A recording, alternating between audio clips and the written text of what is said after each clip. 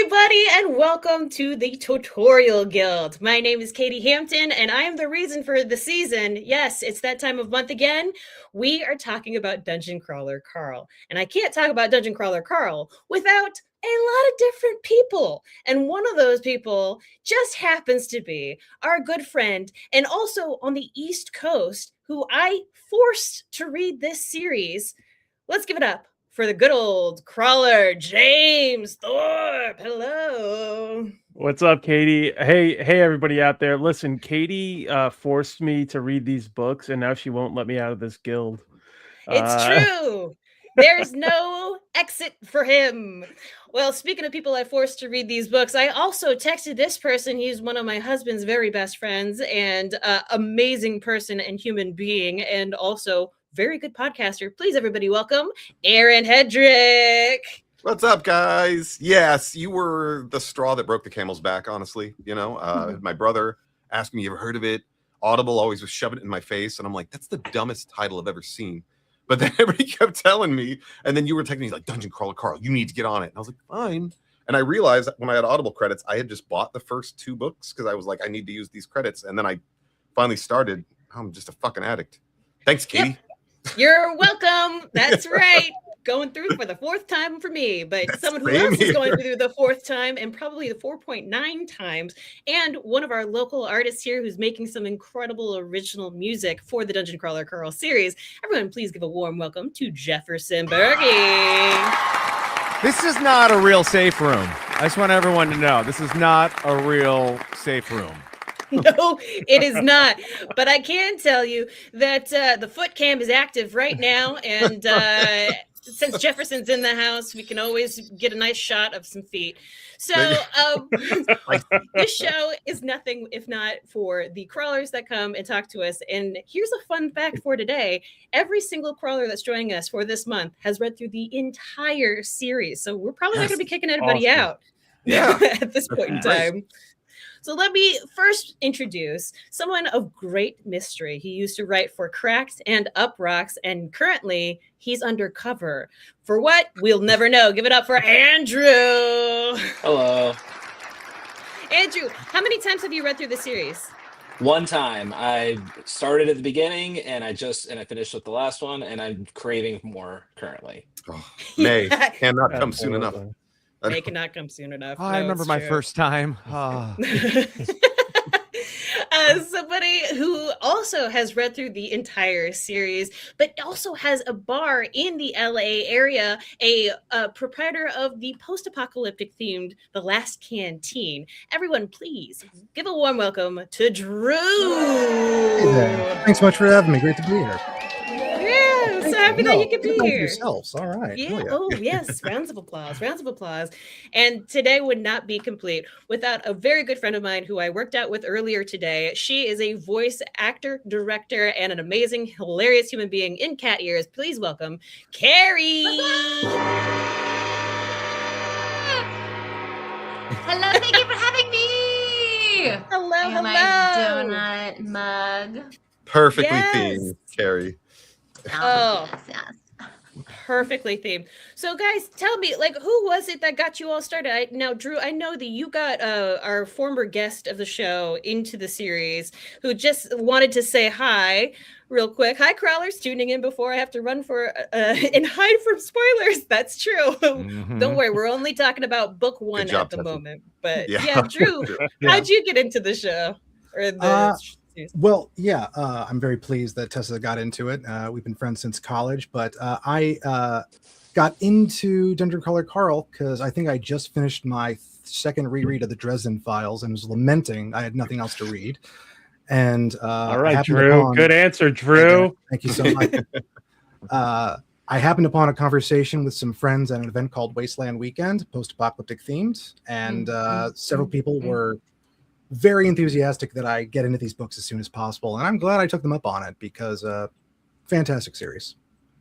Yeah, agreed. And did you read it with your eyes or with your ears? Read it with my ears, much to my cat's lament, who you guys can't see her. She is literally on the desk right now getting pets. I don't stay still very often. And that's why, audiobooks are pretty handy when you're working out, driving. It's just Totally. ADHD as heck. Mm, Yeah. mm, mm. Now, Andrew and Carrie, you both have read the books via your eyes. Is that correct?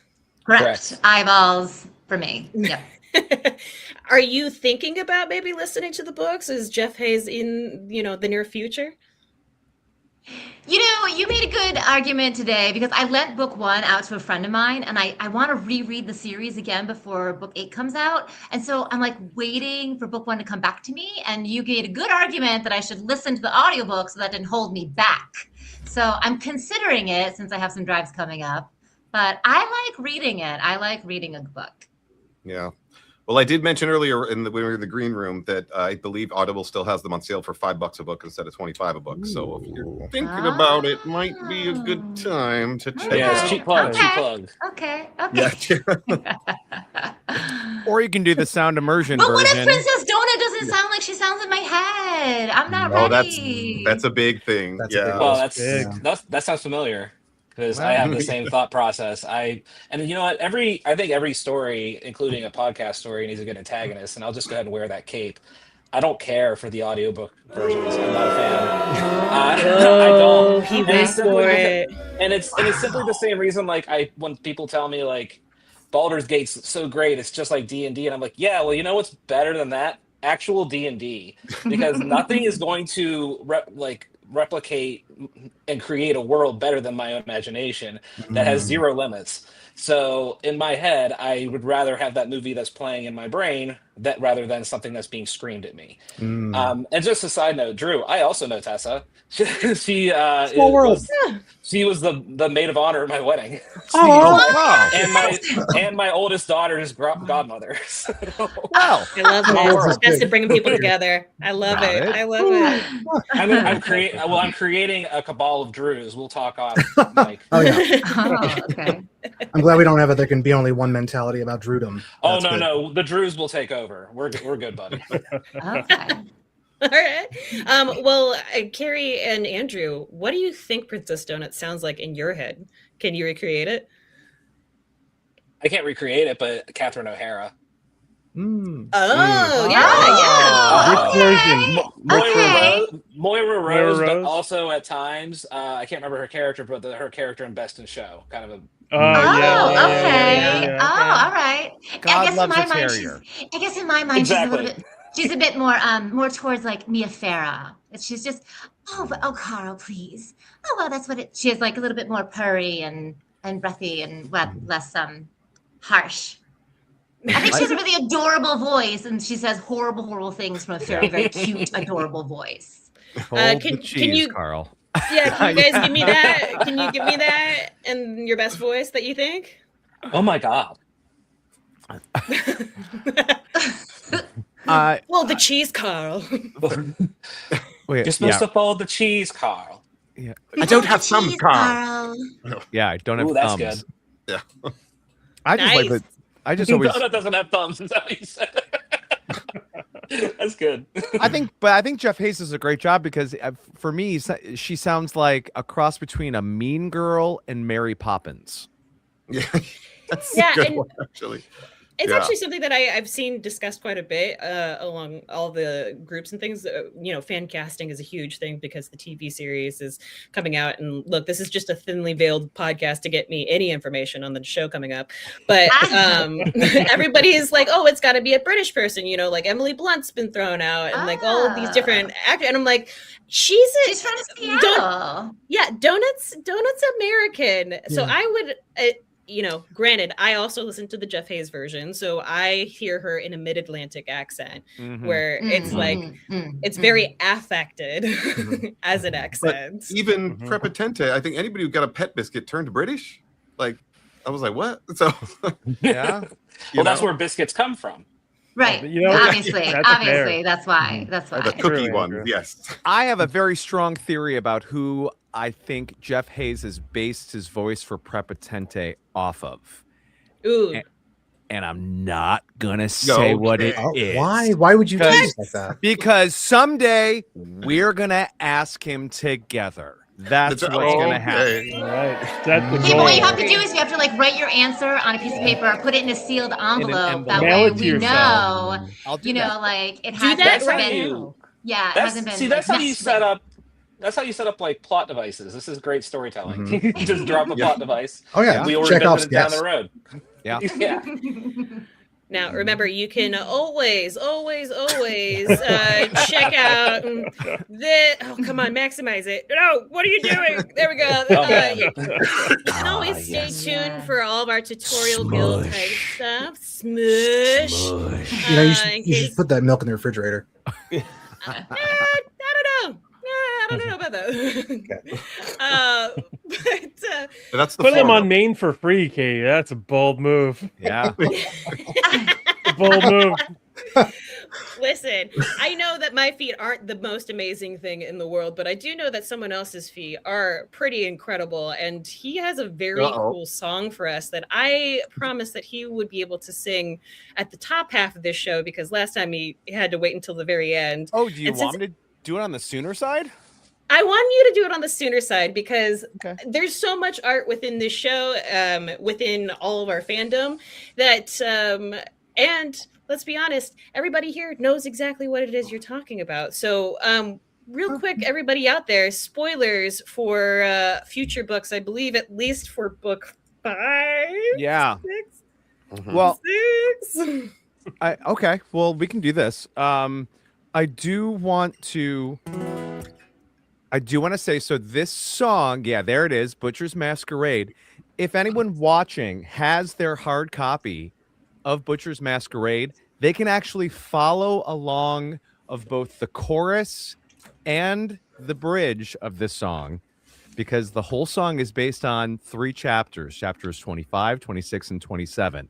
But if you take your hard copy and you go to page 232 and 233. Oh my God, open your book. Uh-huh. Your Oh, textbook good. too. Everyone's getting their copy. Good, I love it. good.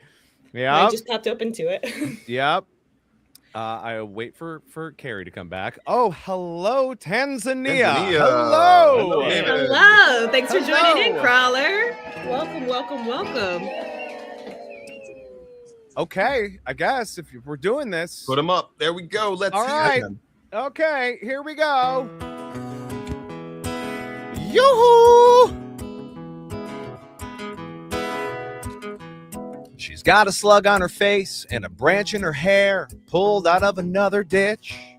She was batshit crazy, but she isn't dumb. Called the Naiad Elf an ungrateful bitch. A withering spirit in a sex doll head, 'cause her body had been blown to bits. Looked in a summoner's eye, told her she'd have to die, but first she complimented her tits. My pop sent me on a little time out. You would not believe where I've been. So I tricked that mage, get out of the cage, then nothing couldn't keep me in. She said unrequited love, she is the goddess of, so baby donut should ask her again. I kinda get the impression it's more like the goddess of crazy ex-girlfriends. Donut made a bet that Samantha would forget everything would be fine if she can remember her only line. I am Samaith, the long-lost daughter of the Confederacy.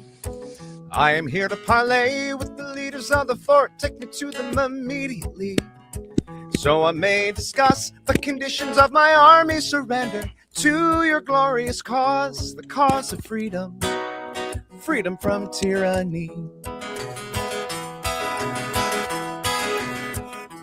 She was a piece of ass when she was stuck in glass, not just the head of a plastic whore.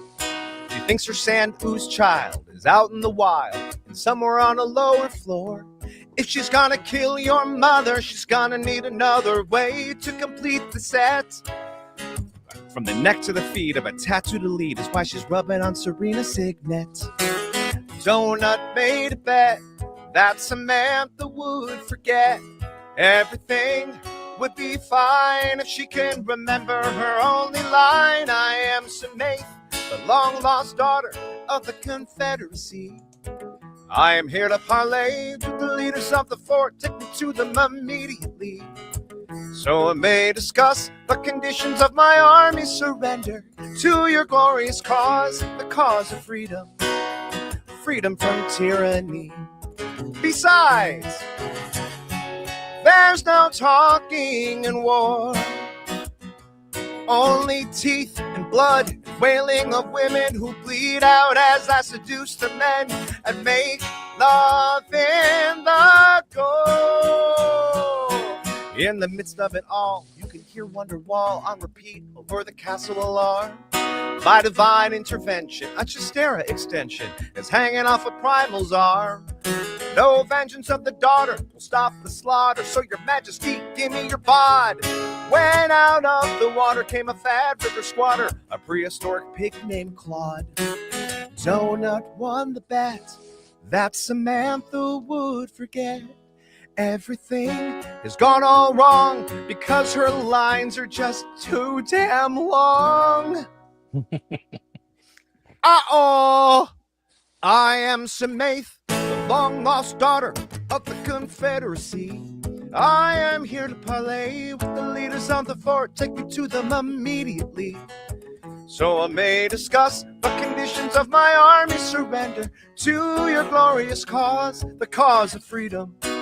Oh, freedom from tyranny. Baby, it's gonna be the one that saves me. The cause of freedom. Freedom from tyranny. Oh, goody. The song just starts over when it finishes. Yoo-hoo! Yes! That was excellent. And there's my feet. And there are your feet. Jefferson is the only one of us who actually is on wikifeet.com. Yeah, I am. Wikifeet.com. Yeah. He did not submit himself, by the way. I didn't do it. Yeah. I don't think that's true, Aaron. Oh, Carrie! I also did not submit myself, but I am pretty sure I'm on there. Ah. I don't think a lot of people self-submit there. I think you'd be surprised. Well, when you write songs for a storytelling show about sex, like I have for 11 years, I'm not surprised some pervs have maybe done that. So, whatever. Corey with the super sticker. Thank you, Corey. Thank you so much, Corey, for the super sticker. That was amazing. And thank you, Jefferson. That's like the Jefferson. second show, second banger. And he's Yeah. got more in the cannon. Huge, He's just man. working them through. I gave everyone, thank you. I gave everyone else a little preview in the green room earlier of a song I'm writing from Audette's perspective called The Eye of the Bedlam Bride. And I'm also, this is super spoiler stuff, working on one. So can I even say this? Are we in like, okay, I can say this. Okay. It's a song from Katya to Daniel Bautista at the very end of book 7. Okay, well then in that case, spoiler for book 7. Wow, we jumped all the way to the end in less than 18 minutes. I know, right? That's called a speed run. Yep, speed run. Okay, so for Katya, for Bautista, and then what exactly what would it be called? I don't know yet. I don't. Okay. I don't. That's a good question. I don't know. We'll see. Well, it'll name itself at some point. It could just be called Oh Daniel. That way, it's nice and ambiguous. I don't know. Fantastic. Well, we and then love and then in parentheses, oh Daniel, I'm gonna have a baby and it's not yours. Whose baby do we think it is? Spoilers. No, yes. Well, we know. We know. Yeah. All right. So here's an interesting thing. A lot of people have been talking about is that people were thinking that Katya really wanted Carl to be the baby daddy, but Carl can't be the baby daddy. Did any of you get the sense that Carl and Katya were going to be shipped together? I wouldn't have felt right. I did No. initially. Yeah. You did. Okay. It definitely seemed that way, but it was more when they were getting close. But it was she wanted to talk about like her addiction and stuff like that. Yeah. Not It felt more to me like she was looking for a mentor. more than anything. She was looking for someone to help guide her. And Carl, for his all this chaos that he is, seems to have it the most together, even though inwardly we know there's a storm raging. Outwardly, he seems very controlled. So Does he? I never at any time I thought. feel like they don't perceive him as being controlled. I feel like they're constantly like talking about how he is always like. Well, are we allowed to? yeah. Am I allowed to say batshit? Are we allowed to swear in here? I don't know. Yes, you can swear. He's batshit crazy, and they're like continuously asking about that. So he is, but there's also like in fiction, especially, there's like crazy, and then there's controlled, scary crazy. And I think people are more on when they perceive Carl, they perceive him more as the controlled, scary crazy. Oh, sure, yeah, so crazy that, at the end, controlled crazy, yeah. I mean, so like Carl's relationship with her is, I always felt more big brother, little sister, like guiding, like mentorship kind of feeling. Yeah. I did worry that they were going to make her a love interest because, of course, like it's the first woman, and like a lot of books, like that can happen, you know. So I was like, oh man, you know, because I really didn't want her to step on his relationship with Donut. Like I thought it's so great that like there's so many relationships in the book that are like really, really powerful and really like connected people but it's not about romance or romantic relationships as much. And then when you do get them, they have this like really interesting twist, like Juicebox and Lewis. Yeah. Okay, so you call him Lewis. We call him Louie because of the audio. But I also do Louie. Louie. Okay. Oh, jeez. You call me whatever. Got him up the titty twister. What other characters like do you guys feel like people don't talk about enough? I found myself really keying in on Surrendel this go around. Surrendel, yes. I mean, there's obviously some really interesting backstory there that we barely got a bit of. Just the fact she was a model and all that stuff with her ex, and then being tech, like all that stuff. There was like there was some more depth there that you kind of wanted to know. You just got that glimpse. There's a bunch of characters like that. There, you know, like Brittany or Tran.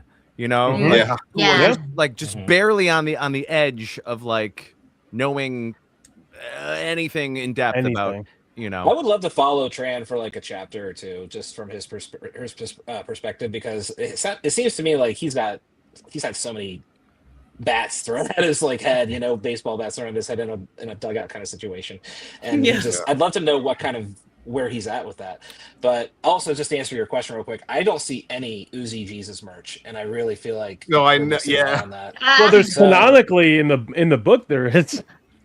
Oh, I know. Way station. But I'd like to have it. I'd like to have an Uzi Jesus I could put up in my grandmother's house. Yeah. You know? Well, if I might take the time really quick, so sorry to cut someone off, but I just wanted to show off something that a good friend of the show, Daniel Arnold, sent to me. This is one of the many crawlers that are out there that also do a lot of the 3D printing. I don't know if you've seen a lot of that within the fandom. So amazing. They're so incredible. He sent me a 3D printed Princess Donut. Has not been painted yet, which that's pretty cool. It's really freaking cool. But he also sent me a couple of coasters, a Glurp Glurp and a You Will Not Break Me. But the best thing he sent me was something that I saw that he actually made for crawlers on his Etsy page, as well as for Matt Dinniman. And this is Prepotente. And the really cool thing about this, not only did he hand paint this, so thank you, Daniel Arnold, so much for hand painting this just for me, but he also did this. Oh my, so great. And this is one of those. You can see it on his Etsy page if you want to check out. He's 3DL Print Masters on Etsy. He's got a lot of really great merch, but I have been trying to get him specifically to maybe get on the Uzi Jesus train that just says, "Dad, damn it." Dad, damn it. Finally. Finally, I have my own Uzi Jesus. I am the way, motherfucker. I am the way is better. I feel like that would play better on a t-shirt. That's true. That's true. I'm sure I've seen a whole bunch of just like Uzi Jesus like t-shirts, but I think they're mostly AI. And they're all 95% are AI. Yeah, unfortunately. Yeah. Made to order off of AI. Yeah. Right. Well, there's actually within the Patreon of Matt Dinniman's whole group, there's a place where you can report AI art from the series. So if you find any of that, let me know. I mean, I want a Carl and an Alpha Carl next to each other. No, Yeah. Hey, little brother.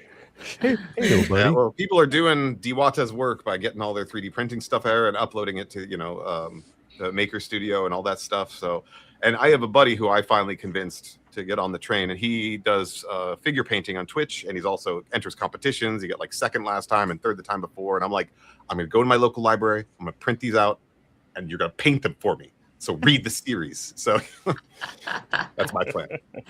Have we all like bullied other people into reading this series? Oh, At least a little bit. Like, it's just like a Absolutely. thing that happens, right? Like you read it I'm and a- then you immediately have to gently spread it pushing. to like at least 3 people. You know what Yeah. I mean? I You're pushed like, it. it's I like- pushed it to four people currently, and I'm working on number 5 right now actively. I'm gonna get that sweet release of having somebody new to talk to about this series. Yes, So- that's yeah. Because because- that's how you keep the train going, buddy. You just mainline the DC. That good old nightmare train.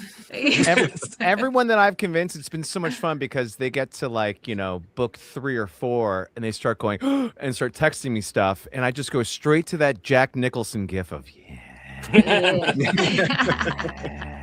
Book 3 really it's is like like part a of the gateway experience. to- If you read the book and you don't give it to 3, like push other 3 other people, then did you really even read the book? Yeah. Mhm. I have That's bought fair. many an Audible for people just because I have a free credit, and so that is also something that if you're out there in the comments and you haven't read the series, please go ahead and send me your email because I will send you a copy of the book. Yeah.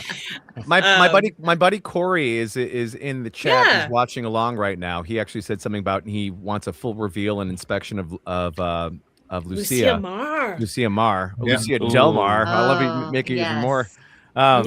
Yes. But Corey's one that I brought into the books, and the poor guy, he would every time he was at like an emotional part in the book, he'd be on public transportation crying.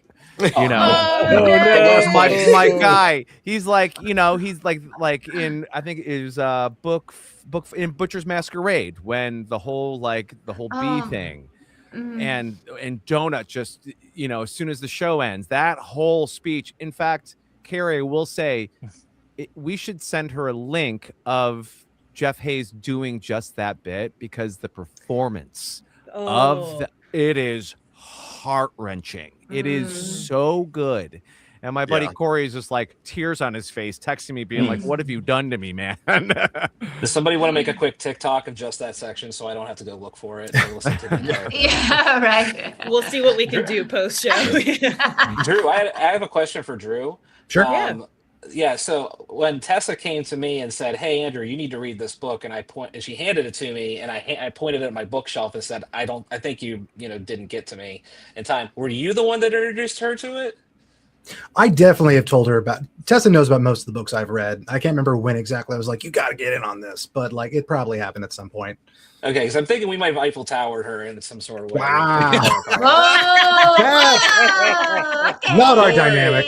My wife would love that joke. My wife would love that joke. Okay, I good. love that joke. Okay. With that comment, let's bring the foot cam back just to like ease all the tensions. Spicy boxes for everyone.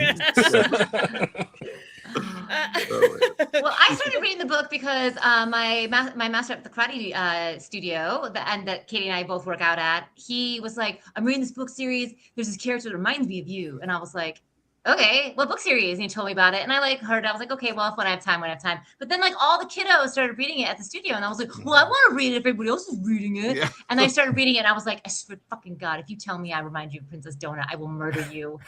I'll murder you. How dare!" And he's like, "Just keep reading, But keep it reading, wasn't. keep reading, keep reading."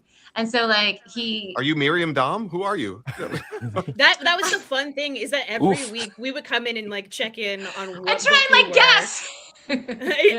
And my favorite was I think I was maybe a book or two behind you, Carrie, and Yeah, you're behind me, came then you up got to me, ahead of and you me. just I did get ahead of you, but you were like, "Juice box, is juice box, is it juice box?" And I was like, "What are you saying right now?" When you don't get to book 4, you don't know what's happening yet. You're like, what "What are you also talking happened about?" was Juice like he's like, "Where are you in the book?" And I told him, and actually I'd already met her, but like he still didn't tell me who it was. And then even if I got past the point where he was like, "Oh, this is Carrie," he like he forgot, he like had lost track of like what happened when, so he just like waited till I got to book 7 to be safe, and then Which told is me. fair. Because I mean, think about the character development of Juicebox just Yeah, in general. yeah, I mean, yeah. she's introduced in book 4, and then by the time we get to book 7, she's almost a completely different character. Oh yeah. Yeah. Oh Yeah. hell yeah, hell yeah. But of Dinniman's course, it really good bothered at me a writing little those. bit that he was like, oh, it was the scene where she's like murdering the council members, Oh man. like in the tunnel. Like that was the one he was like, oh, this character reminds me of Carrie. And I was like, Oh. I don't know how I feel That's the about that. part. Juicebox's character specifically, and that race of like straight changers really remind me of. Did it give you guys Westworld vibes when you read it? Because when I was reading, Oh yeah, a it, little Yeah. bit. Yeah. I was Definitely. flashing back to that final episode of the first season of Westworld, where I'm just like, they're awake. You know, they got through the maze, and it's just like that scene you just referenced. I found that so chilling, because to me she went from being like their arcs. Everybody, Dinniman is so good at writing arcs for individual smaller characters in a way that feels real and believable. Because while you're on Carl's journey, you're with him all the time, so the changes aren't as immediate for us. But with these smaller characters, they're just going through their own same bullshit like that's going on with them. And he manages to make Juicebox so compelling. And from that point on, after that, I was like, I used to not really care that much when Juicebox showed up, but after that, I was in hard on No, her. absolutely. You thought it was a And she's gonna throwaway, be like key in just 8. NPC, right? You're just like, oh, this Yeah. is another person of this world, and then you're like, oh shit, like it just gets real right Well, there. Yeah. Even with Firebrandy, he was able to do something in one book. Firebrandy, he was, yeah. Oh you know? yeah. Firebrandy And broke my heart. Mhm. One of the things I love about him is the way he uses time. Like every time we go to that lawyer like room, like all this time can pass Quasar. Oh, for that- our other characters, you know. So by I the just time we're call like that back HR in it, office. they've had Yeah. like, I think that helps him with the character development, because like by the time we get back, it's like, oh, they've been able to go through all this stuff and create relationships with each other because he wasn't there, and it helps like move everything like forward, so everyone can really grow so much faster. Now, what about that? There's the moment that happens in book 6, but isn't revealed until book 7, of what happened in one of those meetings or during one of those meetings, or no, sorry, not meetings. It's when Kati eats the flower, or has Or the finds out memories. yeah. Yeah, and we don't really see like the full of that whole picture until book 7. How did you feel about that jump? Was that like jarring for you, or was that like, oh, okay, this tracks, this is what Carrie? Oh, I like, honestly, it wasn't that jarring to me, because I feel like up until then, like we keep finding out all these things, and he's doing such a great job of like moving people along and like having us discover things, and like there's so much chaos that like not everybody can keep track of everything. So I sort of love the idea, especially since at that point like he and Katya are sort of like separating a little bit, and like she's really off living her own life and her own world, that the fact that she like went and did a thing and had a whole experience, made a whole decision about something behind his back, I actually like really love that, because I felt like it really developed her sense of independence. Because like I think it was Andrew was saying earlier, like she really, when they first or Jefferson, I can't remember who, but they're talking about like how she really shows up as like a mentor-mentee kind of relationship. And so I really loved that, like in his absence, she would just sort of grow leaps and bounds once she was like sort of put on that trajectory. So I really actually love that she just has started, for me, I saw it as like her taking more and more agency for herself. That's Speaking of those, Solid speaking assessment. of those HR rooms, those are like some of my favorite scenes in the books, because I'm a huge Star Trek fan, like Next Generation, Voyager, Deep Space Nine fan, and those are all but just kind of like little teleplays where they talk about a moral quandary. But the best thing is where they have like courtroom scenes, and this is the closest we get to in the Dungeon Crawler Power universe of having a courtroom scene. And man, Dinniman knows how to write those so well. Quasar is, Quasar is probably my favorite character at this point. Well, you Just can't aside unlick from a butthole. Prepotent. You can't unlick a butthole, but I find him so captivating in that way, where he's just like, he's like, he give off the impression at first, like you think he's gonna be some skeevy lawyer. He's not. He's a guy that takes like, he chases ambulances because he has no other options, because he's in the lowest case of society. Aside from the, and he just, it gives him more layers, He shows his cards early too. In that first meeting with Carl's like, "Well, how do I know you're not going to get paid off by the orcs to fuck me over?" He's like, "No, that could happen, but it hasn't." Yeah. So, you know, Yeah. it's not what I'm here for. Yeah. So, And also, you did such a opportunist. great job on that first deal that you're like, all right. I mean, you know, we're on board for this, but you can't like trust. That's the whole thing, right, about this book is that you can't really trust anyone. Not really, but You know, have that especially moment out in the with outside Quasar. world. Like Odette obviously has her own.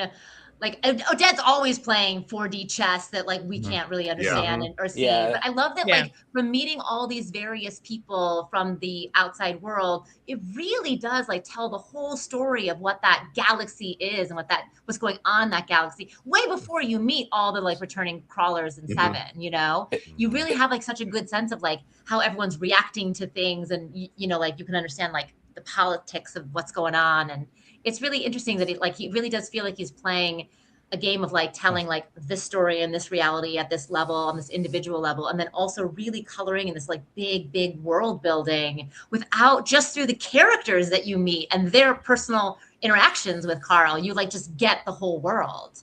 It also shows you how everything needs to be like for a revolution to occur. It can't just happen on the baseline. It has to happen everywhere. And you're starting to see little pieces of that all throughout the storytelling. He's planting the seeds of a revolution, not just taking place in the game, but coming from the outside in. And we already saw that in the last book. Sorry, spoilers, but that was probably the most moving scene to me at all. Whenever Carl realized that the other authors were there, and I had a physical, like, emotional reaction where I'm like holding my chest and I have tears in my eyes. I'm like, because I've been with Carl this whole time and I know what he's going through, and I am also anybody who has mental health issues will tell you, you know what it's like when you read about the raging river, you know what that is, and the pain of knowing what that is and then holding it in still and just seeing him to finally get a moment to release that.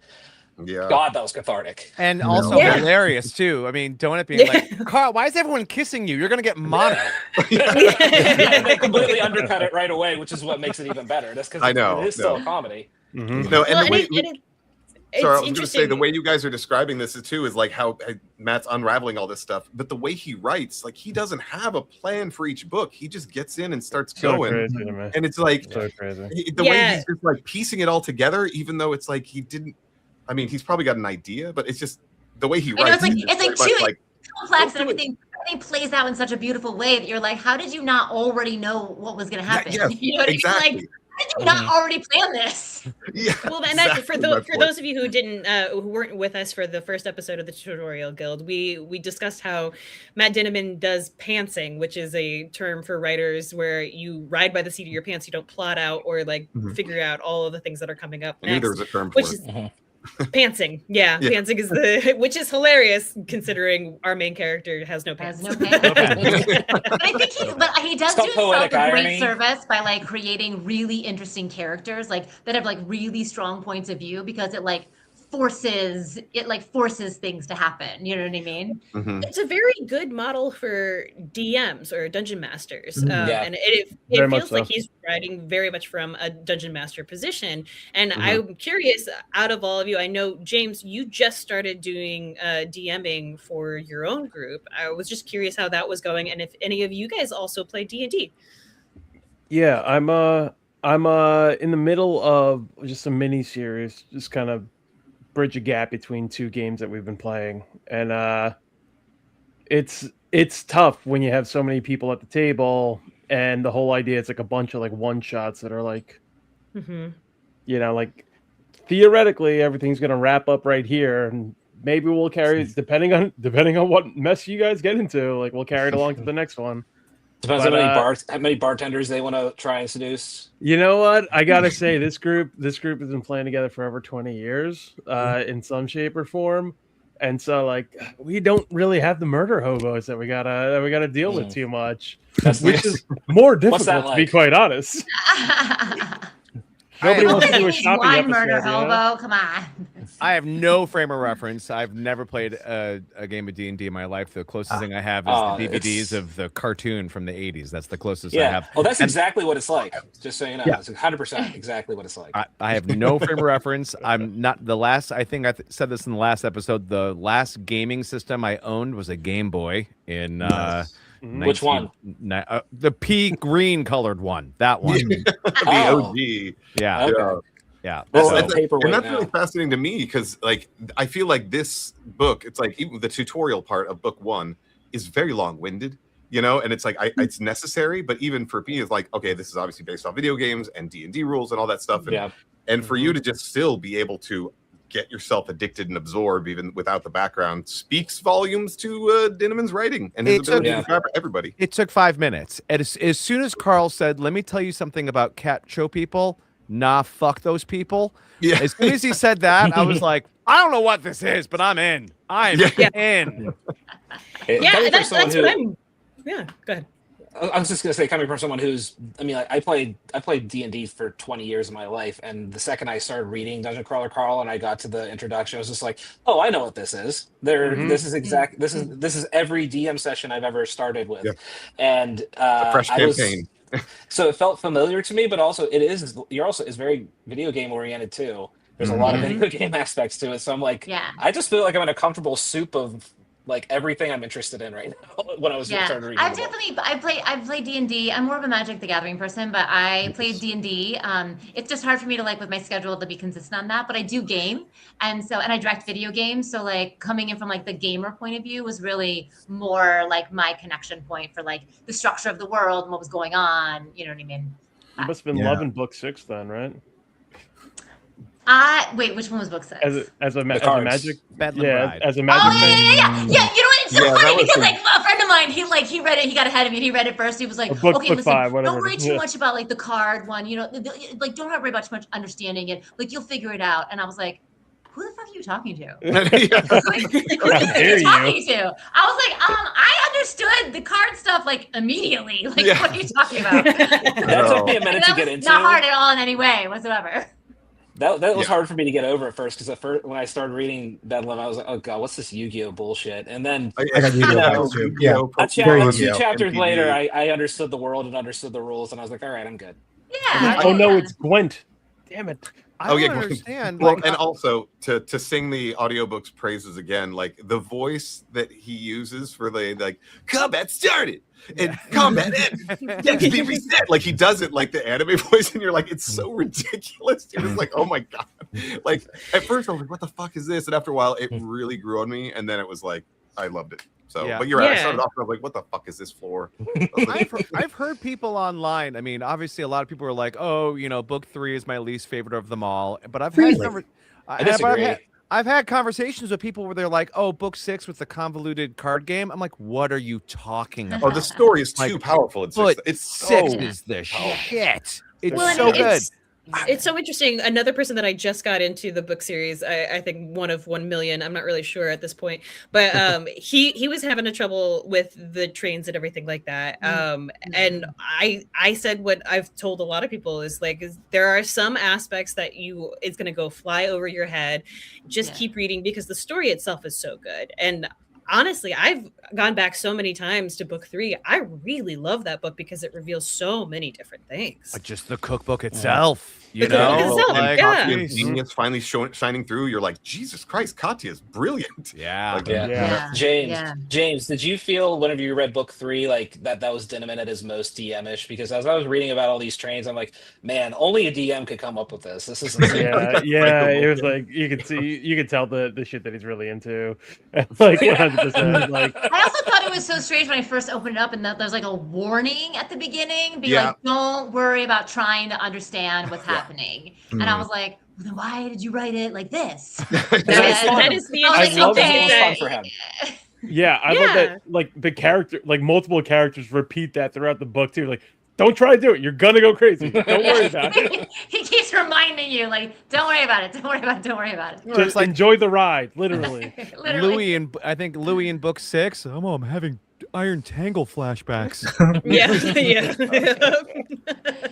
loved it. Like this book 6 was like the first like we lost like the first big crawler, you know, on the leaderboard with that like whole like Helka murder, right? Oh, Hecla in book 3, I was like, book 3, So I think that's one of the reasons that's one of my favorite books. It's like it's kind of the first time we have like a major confrontation. It almost seems like how could this possibly not go terrible for everyone involved? I know. Right. He's so good at putting you in a situation where you're like, how are they going to get out of this? Oh yeah. Yeah. What is Oh, gonna he writes happen? himself into a corner and then Yeah. gets out perfectly where nobody's upset how he did it. There's no I shark know. jumping. How or does he keep pulling ridiculousness. that off? I know. Yeah. Well, That- that's- He has what it's a very easy answer. It's called plot armor. yeah. I don't know if He you're doesn't familiar. abuse plot armor. He doesn't abuse it at all. He right? does not Right. abuse it, no. But And he's- that's how Carl always gets out of it. It's because And he he's has willing to get out to, of it. but he's also willing to kill off these other big characters if Yeah. the story dictates it. Absolutely Mm, true. Several Right. things happened. all That at once. Hecla, train engine scene, right? Mhm. Yeah. That reminds me, I'm like, that felt extraordinarily D&D to me, like more than Mhm. anything else. Just that specific scene, Like where a it's nat 20 getting rolled. like a nat, like, Yeah. it's like, A oh nat no, 20 4 nat even- ones in a row, and then a nat Yeah. 20. Oh no, Yeah. it's Because of the everything is on fire direction now. she Right. headed in. Yeah. And then Carl No, immediately and is I like, was- get her crossbow, get her, loot her. Yeah, loot her. that's what I was thinking. Like, where's the crossbow? Where's the crossbow? Right. Isn't And that then funny? when It's like not our Barb recall. reached up and grabbed, I was like, wait a minute. I had actually looked back to be like, did I miss that she killed her? What is happening? Because I had forgotten about the raise the dead spell. Yeah. Mhm. Oh yeah. Mhm. Yeah. Which I was was like, wait, why is she diabolical alive for again? Hold on, Donut did I to miss do. something? What is happening? And I was like, oh no. Oh, okay. Yeah, I think because Drew remember was about Donut to wanted to be a hallucinate something. necrobard. Oh no, Yeah, it's yeah. fine. We moved on. We're good. No, Thank no, Drew. I was actually very curious, especially on book 3. That part, like, what for me, I describe it as justice porn, and that's like where I was like the entire time. I was like, Hecla has to die. Like she's so evil in all the things that she's doing, and then we even Yeah. get more after that. But I also just kind of like Hecla's demeanor. I have a lot of questions and theories about what's going on there because she has that moment where she like lights a cigarette and is like, "Well, this went poorly. Yeah. Look, I was trying something. It didn't work out. There's no reason for this to go bad." But she Yeah. also keeps making Donut upset by correcting her between the difference between a bolt and an arrow, which seems Uh-huh. needlessly antagonistic for someone who's not trying to have shit go down. Mhm. that's Yeah. true. That's true. Well, she was trying to get her killed, as far as I remember, for that section. Wasn't Yeah. trying to get Donut killed, trying to get Carl. trying to get Carl Carl to worked up. To Yeah. lose his temper, to attack one of the people so that one of Eva the fairy could healers, right? kill You know, Carl. Yeah. Mhm. yeah, Make it all's really a ultimate goal of like, I think Hecla would have been happy if everyone died except Donut, just because That's the true, real fine. goal is Pretty getting much. Mordecai as a Mhm. manager. Yeah. Mhm. Yes. Yeah. Yeah. Yeah. But I Yeah. like the fact that showed two big things about Hecla, even in the limited time that we got with her. Mm. Extremely ambitious, Mm. and like, and I guess 3 things. And like, she's a big planner, but she's also an idiot. Like, because she thinks she knows, but she's got no idea. Like, she thinks she knows what donut is because she sees donuts on the shows or in the recaps and all that stuff. Yeah. She doesn't know donut. But it's so great because the she's a media shows, psychologist, because she was a psychologist before she came in here. So of course she thinks that her strongest asset is her ability to read and predict behavior, right? But you put people in such a wildly different environment that you can't predict. How do you predict how a human would behave or a cat would behave, inside of the dungeon, right? Because it's Absolutely. challenging everyone's moral code, it's challenging everyone's, it's stretching everyone's mental toughness to the absolute worst extent. But it's also bringing up things in people that strengths that they never thought that they would have, that they had before. So I think her hubris of I know people and I know how people behave made her create that whole plan. And then she was like, oh shit, I didn't understand how people would behave. She also underestimated Katya, how much Katya had changed and grown since she last saw her. You know what I mean? So, but she thought she knew what was up. But then you're in extreme circumstances. How does any human, how can you predict how any human would behave in extreme circumstances? There's that great. There's, Hubris is a great lesson teacher. So Yeah. Yeah. Right. Carl Now, has that that's great why- line. Carl has that great line too, where he says to Hecla, he's like, "And how much did people pay you for that advice?" You know, he says Yeah. something that just Yeah. Carl's got some sticks good it to ones. her. which is I think Dinniman, another strength Dinniman has is he this book series especially is a great reminder that as many times as we like to think that we have it together, there's people that have it together, or there's some people that are more equipped for things than others. The truth of the matter is we're all looking for a grown-up in the room, and most of the time it's not us, or we don't feel like the grown-up, so we're guessing. And that's what everybody's doing all the time. And Katya's arc there where she was like, I'm going to try something and see if it works, like Drew said, and it didn't work. Well, it's because she was guessing with the best of them. Yeah. Well, yeah, and they're all playing the best hand they can with the cards they've been dealt, right? And Sure, yeah. thinking back to Hecla, like why did Hecla have such a large cohort of people? One of the first things she got was that crossbow that's power was magnified by every woman in her party. Yes. Yeah. Exactly. And like, sure, it's not nearly as powerful in Katya's hands, but it's still a pretty dang cool thing. That's also something that makes me wonder, like, how much is like the luck of the draw of these items and loot boxes that characters get kind of affect how they get molded. Well, I think Yeah, it's I also mean, Florin kind of got circumstantial magic when it comes shotgun. to Florin has a shotgun. Yeah, but I not think luck it's of the also draw at how all, they- really. Yeah. I mean, it's how they come into the dungeon. It's also what they're using, and I think that's a big thing in terms of Audette saying you have to understand people's motivations. You have to understand what people are really going for, because that's one of the things with Hecla we didn't get. We never got an actual explanation of like didn't she also have a husband that she killed or abandoned or something? Yeah, she killed him with a rib bone from his own body. Yeah, stabbed him with his own rib bone. That's right. So metal. Sounds like a disturbed psychologist. I'm gonna put it out there. Yeah, Harley Quinn or something going on there. But there's something there, and sorry, someone just texted me who's currently reading the books that says Katya is being sponsored by the Empress of the Skull Empire.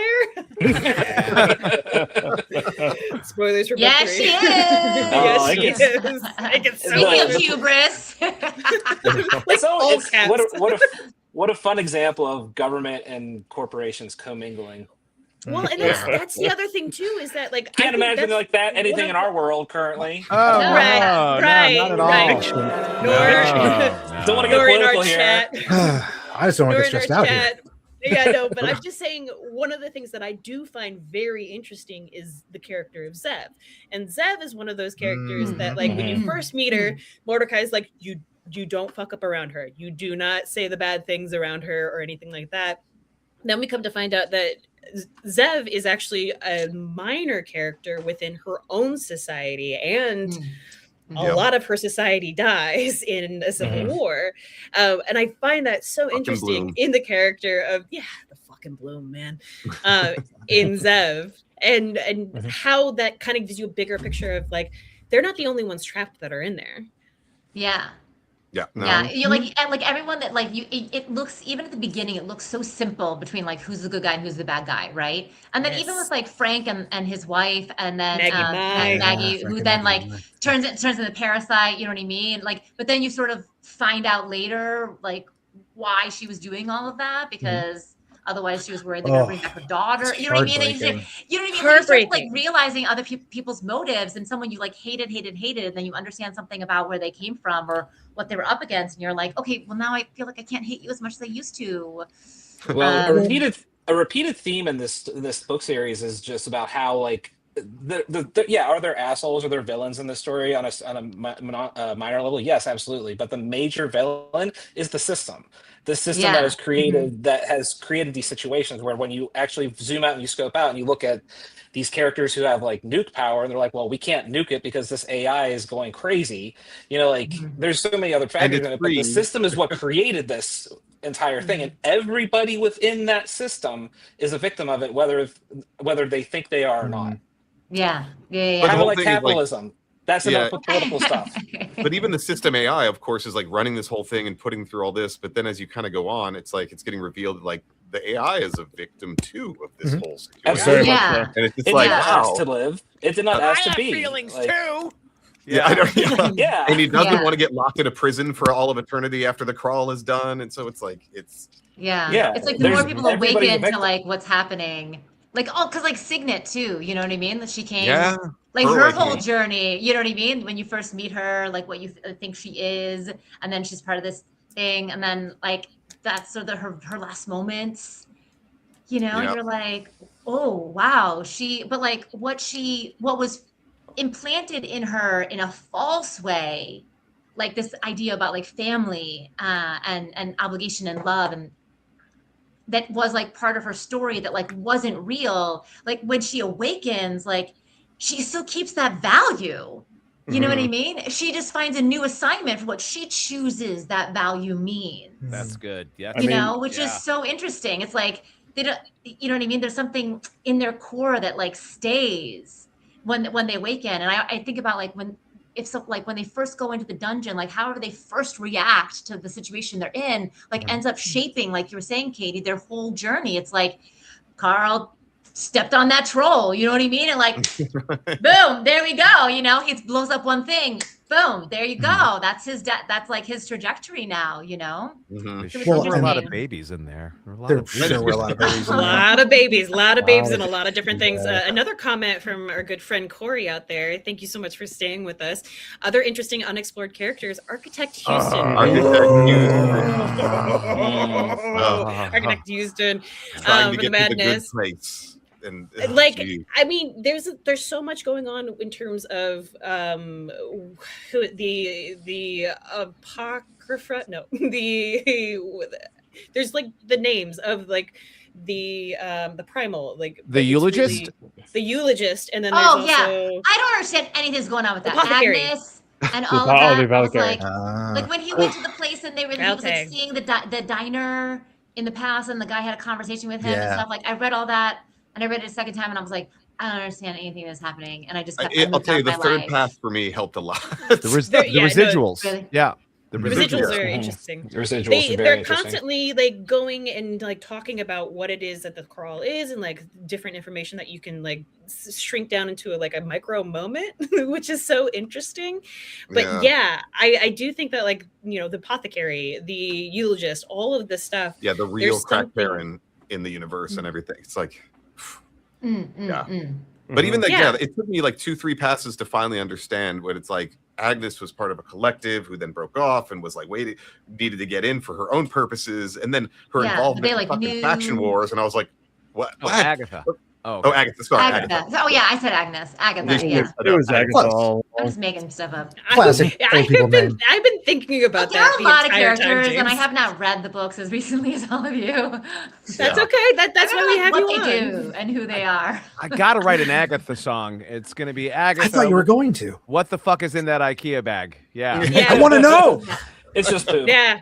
Yeah. Crawlers out there, if you It's have just any human. song suggestions, Jefferson has been going nonstop on these, and they're Also, really freaking I don't know if you good, guys have so talked please about shout this 'em yet or anything, but like Carl is married, and I just Oh, like okay. I've only Good. read All this right. one Easy, time, though. right? So I'm sure Thank there's you. something somewhere, right? And I'm sure for like the people who read through it a bunch, like you know, what?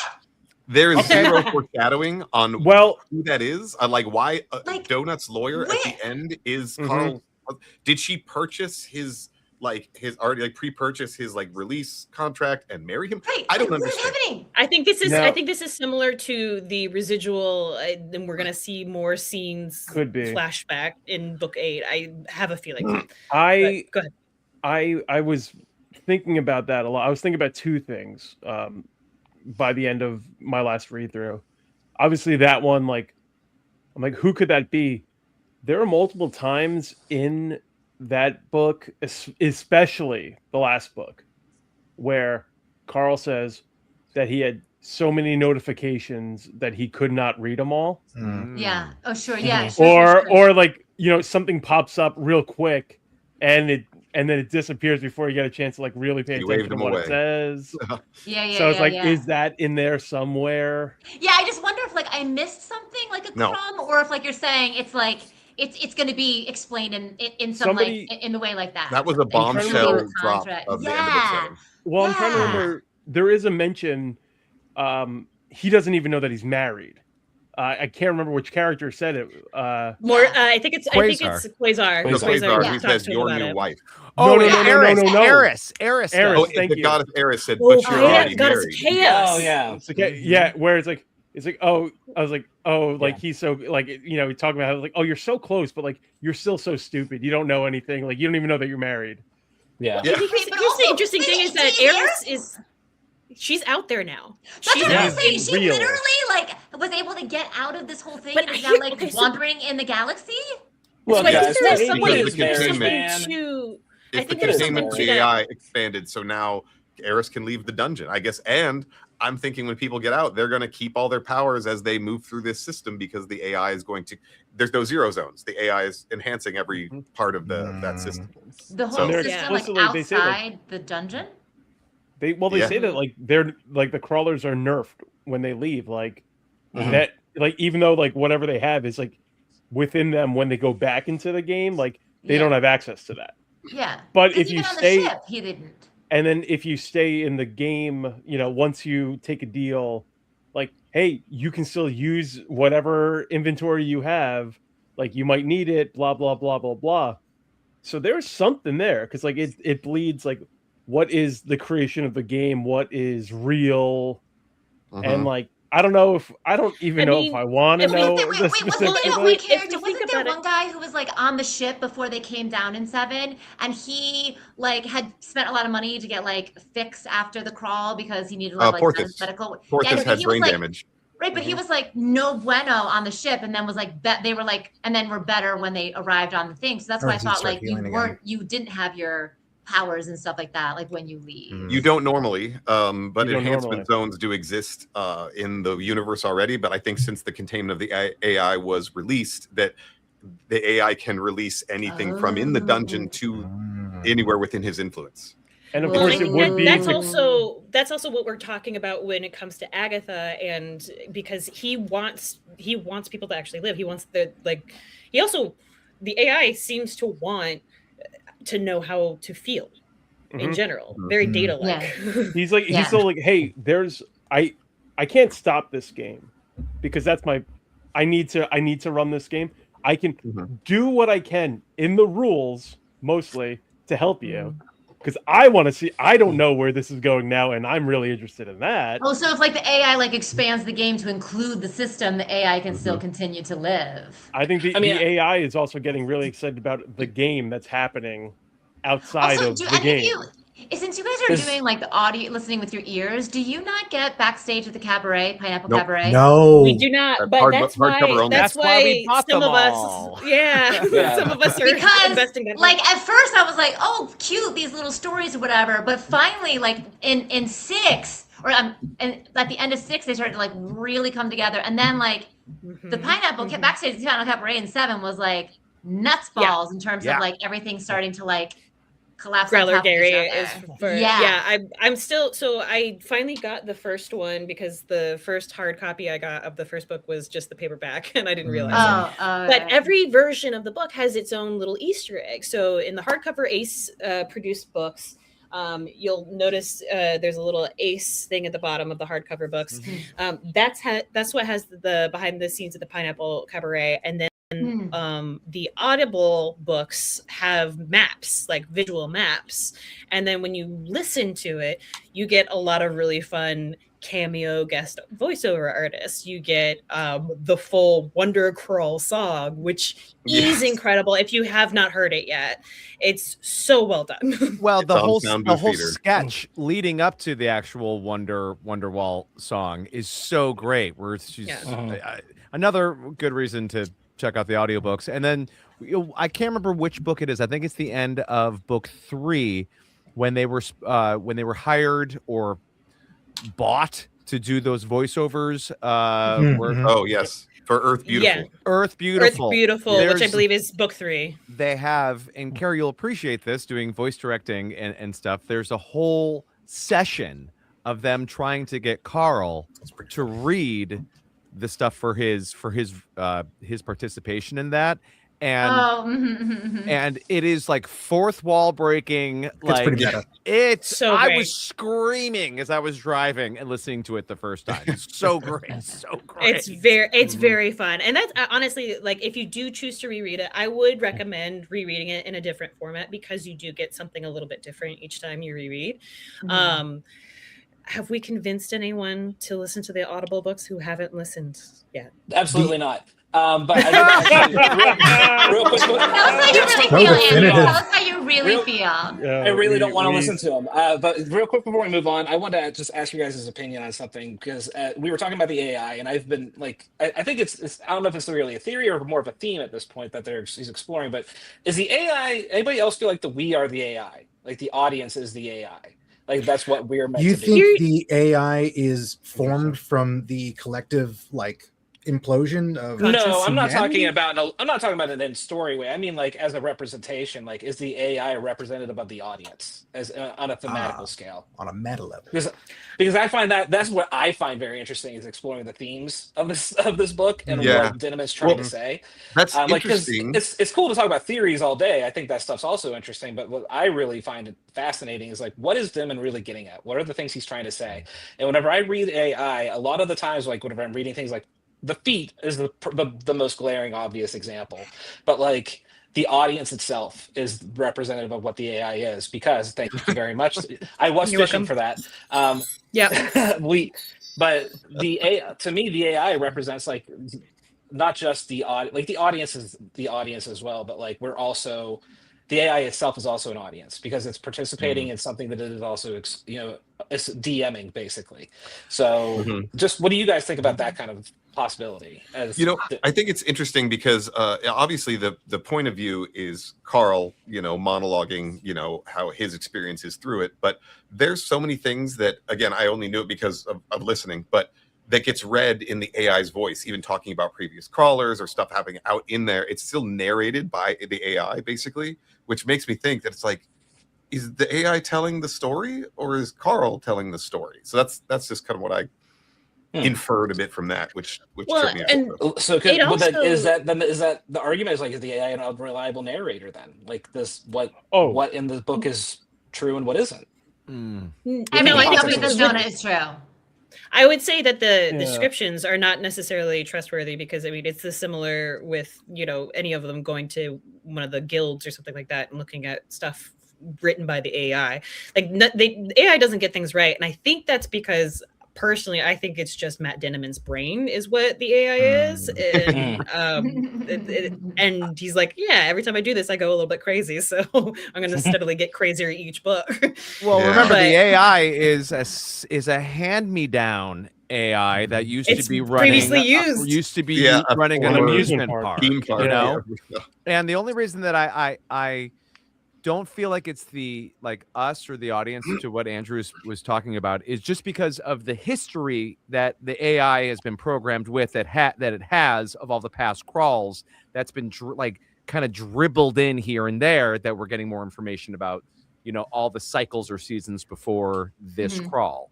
And like the history of the gods and stuff, where he'll say, especially as the books progress, he's like, it's a whole thing. I can tell you all about it, but you don't want to hear it right now. Like, 'cause we got to get to this. It's blah, blah, blah. It's all a bunch of other stuff, So, okay, well, that to me sounds like, let's be honest.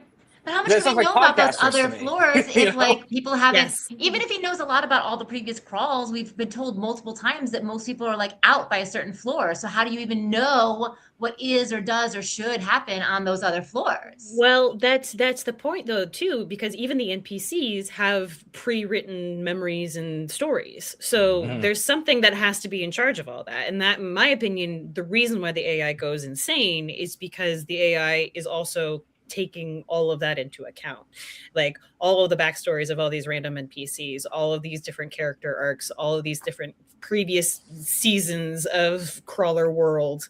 I think it's easy for something like that to be so lore driven and go crazy. Yeah. Do you think there's a little bit of HAL 9000 in there where because there's he's definitely influenced so many competing different things, sort of well, how could that program not lead to insanity?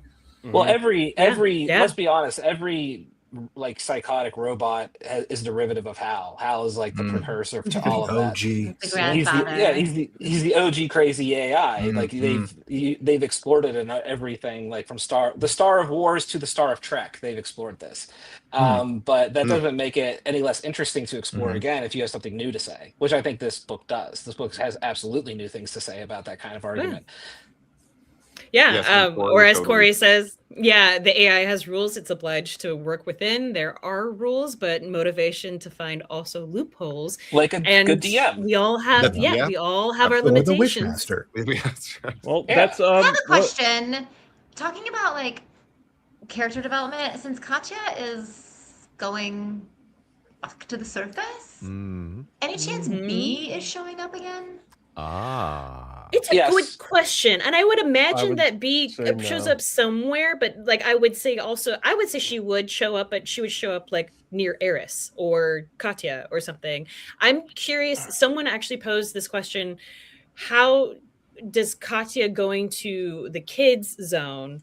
Does The that kinder affect facility. Lucy? Yeah, the kinder facility. Does that affect Lucia Marr? Right. That's Yeah. gonna be Because the what the hell's interesting going on with her? I think Mm. if they somehow can get the 120,000 children stuck inside of Lucia Marr's head released, then Katya will be helping take care of them. But we need to find out what the fuck is going on with Lucia Marr and how she got in the dungeon to begin Well, with. I feel like all the Katya's children in gonna her have head. I feel like Katya being up there is gonna help us unravel some of that, right? Well, she's also she's going to If we lead. get She's to going any to more end up story leading with her. the force of the revolution on the surface, because the surface require for the revolution to actually occur. There needs to be a ground force on the surface as well. So she's going to definitely be the general of that. But we can't communicate with her because you can't communicate with anyone on the surface. So how will But we? we do Well, know they'll do their that own Lucia operations. Marr is Lucia being Marr driven by can. people. Yeah, Yeah. Lucia Marr can, and I think that's the loophole that we've got Yeah. going on. Is I think Katya is going to somehow either take over Lucia Marr or something. I'm not really sure. I haven't read that far into the Patreon books because it's very hard to read on Patreon. But I have a feeling. I mean, the fact that Lucia Marr didn't take a deal at the end of that floor is a huge tell, because everybody was trying to get her to get out, and she has so many kids in there. There's so many kids. Dude. So Yeah. I just got to go back to your original question, Carrie, about will we see B show up?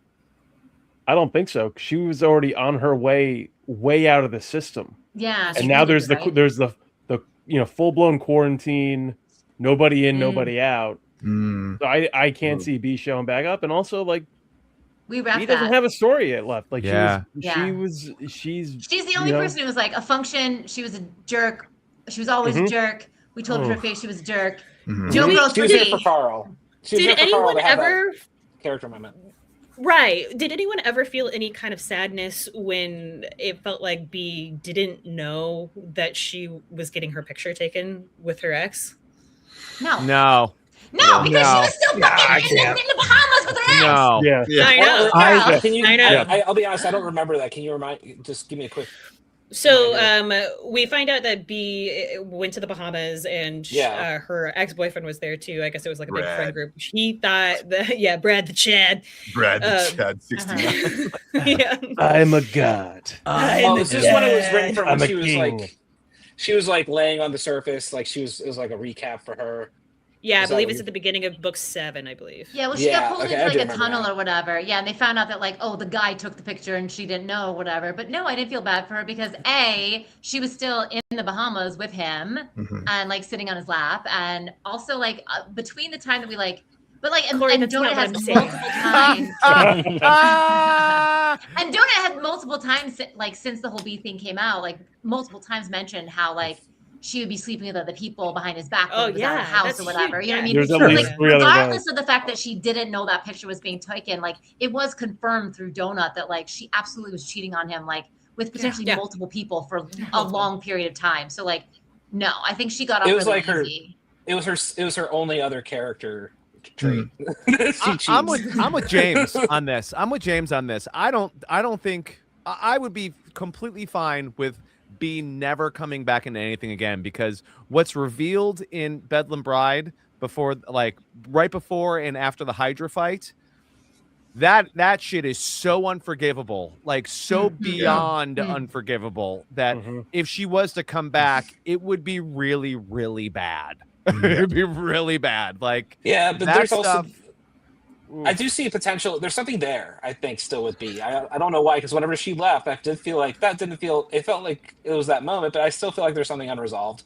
Maybe Like it's because she'd be like an easy wound point to push on.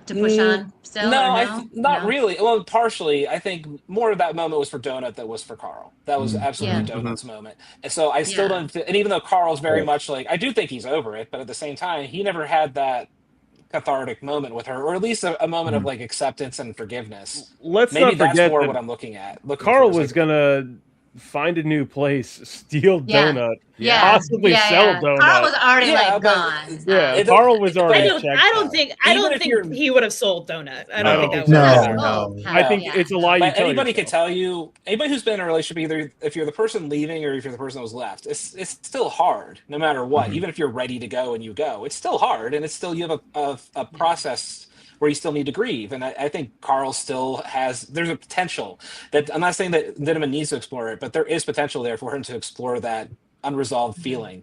And he never talks any shit about her ever. No, Never. Ever. Oh, He doesn't. And speaking of unresolved feelings, beautiful like, what part. about Lee Na at the end? Like, she is She is crazy so OP. powerful. Scary. She's crazy powerful, and she just lost her one anchor. You know what I mean? And Like- she's a Yeah. complete glass cannon now, and it's Right, exactly. And you're Yeah. like, where is she gonna land? Like, you know what I mean? Also, I was like laying in bed the other day, and there's a spider crawling across my ceiling, and just all of a sudden, I was like, oh my god, there's a spider in him still. Yes. Yeah, yes. Oh, Yep. man, And I yeah, was you're like, right. That's a thing still. holy. 110%. You still have the that. choice to release She Maria at any point or allow her to take over his body again. Well, So they make a big deal about it. Like he's collecting doomsday weapons. Quite a few. yeah. Yeah. And like Quite a Does few. this It's- just end with it's- him just like it's blowing up the Chekhov's entire gun. galaxy? Mhm. Yeah. I mean, how many Chekhov's Chekhov's guns arsenal. does he? Yeah, how many does he have in his whole Yeah. loot? and The I can't help title but of the think, second like, book alone is a pretty big Chekhov's gun, I'd say. Yeah. So can we talk about that for like a second? It's The Doomsday Carl's Scenario. getting all of these different Mega upgrades. powerful He's- things. Yeah. Right. But he's also getting these different skills, right? Like he's got his shield, all that Bloom stuff. Wraith phase. Like, Yeah. Like when is he gonna when is he gonna learn teleportation, right? Or like slow time, and with that a scroll of teleportation, Well, right? Because like if Yeah. you slow time, he pulls it out, and then he lets it go and teleports. I see well, what there's you're always getting at. immortality again. I see what you're getting at, because this is very much leaned into the video game aspect of it. What happens in a video game is, I mean, everybody here who plays video games knows you level up until the point where you become a god, and it's almost impossible to lose the game, and then it stops being interesting because you're just murking everybody. That's essentially what Carl's doing. He's leveling up to the point where, as James was getting at the end of this thing, he's going to be a god. He's going to be a god with several doomsday options at his disposal that he can unleash at any time. Well, And what's Donut really too. fascinating is, and Donut too. Oh, yeah. And what's really fascinating is Yeah. how is Dinniman going to weave all these together in the end to have I believe he genuinely has like an ending in mind, because like this seems like too Yeah. convoluted to I not hope so. be. Well, there was just I know that Katie, Aaron, Jefferson, and myself definitely read it. The Variety article that just came out Mhm. recently Yes. with Dinniman. I did not read that though. There's an end game, so we're getting the next book in May, and then he said there's one more book, but it's going to be so big that he's like almost certain that it's going to be split into 2 books. Yeah. This is a George R. R. Martin situation. No, he actually writes. He's his book. actually he actually writes them. He said that. It's more of a Sanderson thing. Okay, all right, that I believe. He's not a Martin nor a Rothfuss. Yeah, that's why he assumes it's going to be 10 books, because he's got this plotted out in his head. He's just got to, get it all. And he out. said he's like 10 is going to be so big. Like book 9 is going to be smaller, or what's the next? What the next one is going to be shorter than the 8 last is, few have been. Mhm. But then he's like, the last one is going to be so big that it's going to be 2 big books. Bring He it. said that we're going to see all 18 floors. So He did say that. You did say that, which I'm Well, we did- very that's already interested a lie. in how We we're didn't- going to we- see them. We missed an That's entire what I love- floor. That's No, you saw 7. We didn't miss You guys it. at 7? It was just And only there we for a were- minute. We saw it. Yeah. Listen, I mean, if you want to split Cascadian missed hairs, it. yeah. Yeah. No, and I don't want to Cascadian break missed glass it. here. That's how we're going to see some of the other levels too. There's going to be, I don't know, some kind of skip or something, because there's no way you can get through Sheol alone. Yeah. Like in a book. It's Sheol is literally hell. Yeah. It's, Yeah. No That's one a- knows what goes on down there. What if, Nobody knows. What if Yeah. Hell freezes over? We've got the first draft of Parade of Horribles was 235,000 words, which puts Hell it yeah. slightly longer than Butcher's Masquerade. But the final version I turned in was like 195,000 words, and it grew to be about 200,000. That's still really long. The average book is 70,000 words. Okay. Yeah, but you know, That's a long book. Ooh. Well, Bring it. when I'm on the I'll take 'em. audiobook, Give me all the words. Give me all of them. Yeah. I'm on the audiobooks and it's like chapter 81. I'm like, 81? I know. Yeah. No, it's crazy Jesus, to I'm me. like- oh no. Which is the No, I longest appreciate so it. We far? obviously gobbled it up. Is So- Bedlam Bride the longest, or is it Bedlam Bride. I think it's I'd Bedlam assume. Bride. It's either Bedlam or Butcher, but it's looking like it's Bedlam. I think just it's from Bedlam Bride. eyeing it up. Yeah. God, Yeah, I love that book. I'm lifting that one, and yeah, Butcher. Bedlam Bride It seems when you have feels to the hear butchers. weightiest. Yeah. Yeah, You can Pretty definitely sure it kill is. several small animals with it. You know, Hey, I'm that's gonna how big it is. Like the gerbils. I'm gonna, Yes, exactly. I'm gonna throw this out there just so Yeah. there's like proof of me saying it at some point. I'm swinging back all the way back to Carl being married. My theory with that has to do with the sepsis whore crown. yeah. Ooh. I think that there's something in the whole Naga thing that if you are able to defeat the entire like Sultan everything, that someone by default becomes like the husband of whatever Naga's still around or something. So that's and we know thought. they really need all that funding to go to their tourism. So you know, and the fact that like he got that award when he was talking to whatever the guy's name was who was trying to get him to sign to take over. Oh, the I can't remember his name. The The guy, he had no arms left. He was in that thing. Yeah. He was holding. They were getting all that information from him. Yeah. During that whole thing, I don't know. I feel like there's something there where you know some sort of weird default. Yeah, like you were the last man standing, and so therefore you now inherited such and such with so and so. Yeah. Oh man. God, that chapter, the chapter where he blows himself up is one of my favorite chapters of the entire series. Kepri's endless table. Oh, Yes. and he's coming to, and she's just stabbing him with multiple arms, screaming at him. You ruined everything. Well, because she also stared into the eye on his chest. It's like, you know, yeah. yeah, there's a lot, and I'm sure that we're gonna see like some things be answered in book 8, but I got a feeling that we're not gonna see everything answered until maybe book 10, if not the TV show. What is going on with the strippers and their mom, the fairy that like Katya got tricked into killing by the husband? Steel and Anaconda. Like, I hope they what is don't happening answer some there? questions like that. I don't want to know the answer. They probably will. Yeah, let that one go. Yeah, I'm fine with no answer. Like Lost, fine, whatever. Sometimes you don't have to answer everything. Sometimes things just drop off. That's fine.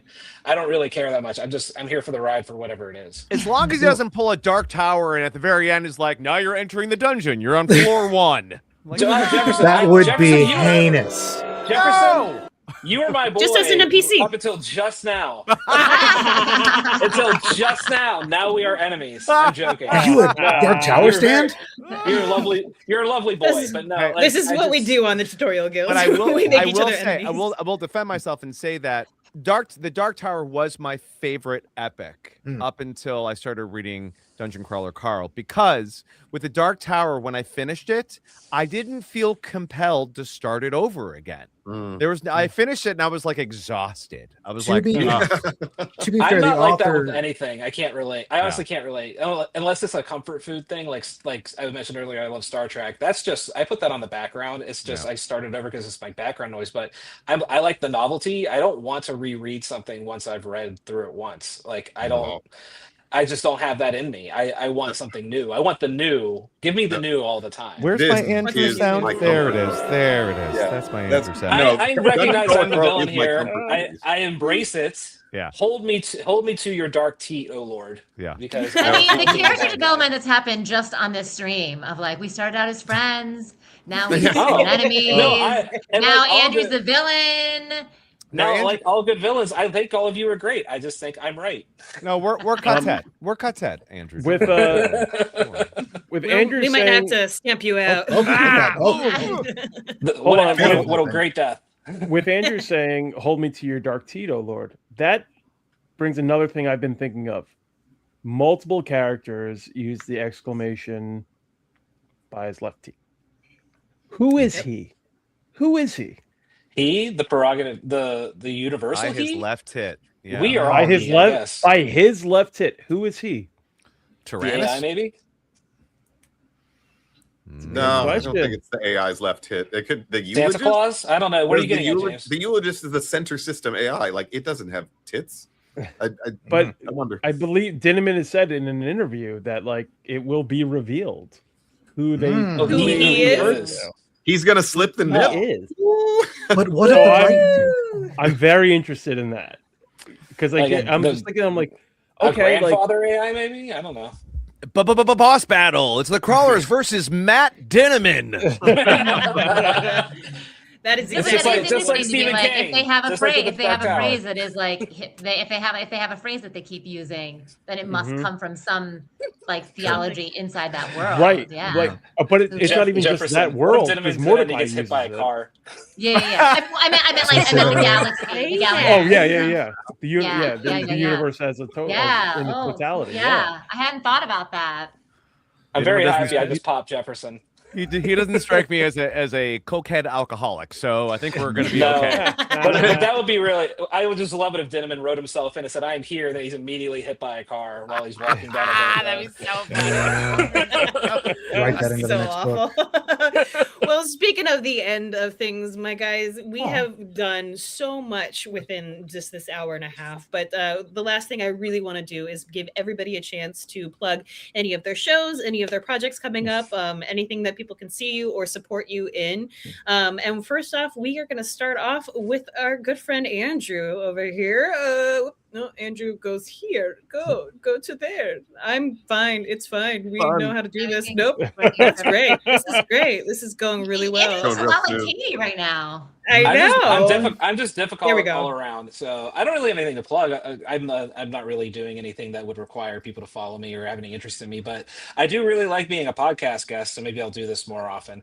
But yeah, I guess I would say Drew has a bar opening, so that Drew and Andrews always have to look out for other Andrews. Way to represent, man. So- Thank you. Absolutely. Yeah, man. But I'm just glad I was here and I had a great time, and I just love talking about my special interests, and that way my wife and friends don't have to hear me talk about it all the time. But you Trust did me, say that's you're exactly why we building did a this. cohorts of Andrews, right? So you can call out to all Andrews. All To join Andrews, you? yes, yeah, that's right. Yes. Well, Yeah. well, we're trying to keep that underground, so Oh, I my don't want to bad. be too obvious about it. But My bad. if you're an Andrew, just look up Andrew and you'll know, and we'll connect. Hit him up. Well, he's already been lauded for his new bar, but tell us a little bit about your bar, where we can find it. Yeah, it's in beautiful, sunny Studio City, a mere walking distance away from Universal Studios Hollywood. It'll be called The Last Canteen. We will very hopefully be open by the end of April, and we very much hope that you'll come see us. Absolutely. Freaking awesome. It's Yeah. so great. So That great. sounds Very cool. amazing. It's a dream I have- come true. I have so many friends who are like definitely going to that bar. Bring it. Come I on think I in. know some people at the studio. Okay. Yeah, for That- sure, for sure. Yeah. Carrie, what can we see from you? Oh well, I'm Carrie Karanen on most socials if you want to hang out or say anything. Most recently, I directed Luke Wilson as Bruce Wayne and Batman in The Bat Fam on Amazon, which is currently airing. And wow. I directed a bunch of the leads for Yakuza 3, Kiwami, and Dark Tides, Oh, yeah. which is an Nice. extension. And I like the Yakuza games. and I also direct Love and Deep Space for all the ladies out there. Mm. Hey, Yeah, check out that game because it's spicy. yeah, love something spicy. And then to our current host, James, where can people find you? You can find me here on the Geekscape YouTube channel a couple times a week. In fact, you can catch me tomorrow with Katie talking about the news for Geekscape News. Or if you want a good podcast to listen to, check me out at the Monster Rally Podcast. We cover all monster movies and, have a good time, make some dick and fart jokes. Yes, well, quite a James, bit. let's connect because I think we'd have a lot of fun together. Yes, it's true. Aaron, my guy, where can people find you? Well, on the socials, I go by Sanity Glitched on Threads and Insta and stuff like that. I should post more, but I just have a lot of food pictures and stuff like that. So I'm not really promoting anything. So I'm just going to encourage people to follow Jefferson's music because I am enthralled by it. His actual music and then also his Dungeon Crawler Carl music. So I'll promote him. Absolutely, absolutely. Yeah. Speaking of which, the good old Jefferson. Is there anything that we can tease for next month and any of the original songs? And Well, where can people find you? I am joining the modern world and starting to use TikTok, and TikTok is just going to be, for the most part, where I'm sharing parts of songs that are inspired by Dungeon Crawler Carl. So if you've been watching this and you want to either give me more ideas for Carl related songs, I think I'm going to call them spoiler songs, because that's kind of the deal. Raoul needs a baby seal. I want that song. Ooh, that would be a fun one. You will not kowtow. Yeah, I'm on Instagram. I'm on all that stuff. But if you are a crawler, you should follow me on the TikTok. Yeah, do it before everything goes under. And I am Katie Hampton, aka Cascadia. Thank you so much for that name, James, because that was freaking hilarious. That was a good You can one. always find me via my agent, Jason Hilton at Posh Talent. He's not on the Epstein list. So if you're casting for Dungeon Crawler Carl, a TV show, that's me. Go talk to my agent. All right. Hooray. Thank you guys all so much for joining us here on the Tutorial Guild to geek out about Dungeon Crawler Carl. We, like many of you, have been talking about this nonstop, and our significant others are telling us to stop. And you know what? We're not going to stop. We'll tell you when we're coming back in the next month. But for now, thanks so much for watching, and hit that like and subscribe button. Bye, y'all. Bye, guys. Bye.